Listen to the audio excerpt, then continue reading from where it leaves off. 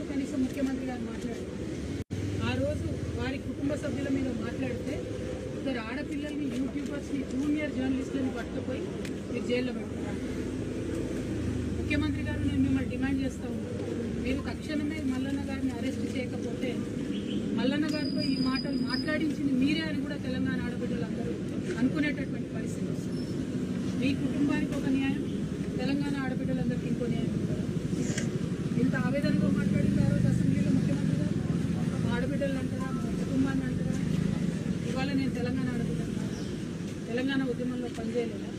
తెలంగాణ బీసీల కోసం పనిచేస్తాను. తెలంగాణ అసెంబ్లీలో అంబేద్కర్ బొమ్మ పెట్టాలని దీక్ష చేయలేదా? ఎన్ని పనులు చేసినాం, ఎన్ని విషయాల్లో కొట్లాడినాం, ఎన్ని అంశాల్లో మాట్లాడినాం.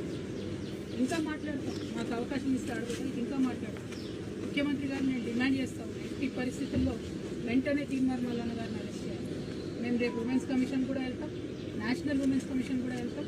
ఇవాళ చైర్మన్ గారికి ఇచ్చిన రిప్రజెంటేషన్లో కూడా నేను అదే చెప్పిన, హౌస్ సెషన్లో లేదు కాబట్టి ప్రివిలేజ్ మోషన్ నేను చేయలేదు కాబట్టి ఎథిక్స్ కమిటీకి మీరు రిఫర్ చేయండి. అట్లానే చైర్మన్ గారికి డిస్క్రిషనరీ పవర్స్ ఉంటాయి, అంటే చాలా అసాధారణమైనటువంటి పవర్స్ ఉంటాయి. అసాధారణమైనటువంటి పవర్స్ యూజ్ చేసి తీన్మార్ మల్లన్న గారిని వెంటనే ఎమ్మెల్సీ సస్పెండ్ చేయమని కూడా నేను డిమాండ్ చేస్తాను. ఎందుకంటే ఒక బాధ్యతాయుతమైనటువంటి పదవిలో ఉన్న వ్యక్తులు ఎవరు చూసుకొని మాట్లాడారు. వాళ్ళని లక్షలాది మంది ప్రజలు గమనిస్తున్నారు. నాకు మాట్లాడరాక కాదు, నాకు భాష తెలియక కాదు, కానీ కంట్రోల్లో ఉండాలి, లిమిట్లో ఉండాలి, ప్రజాస్వామ్యబద్ధంగా ప్రశ్నించాలి.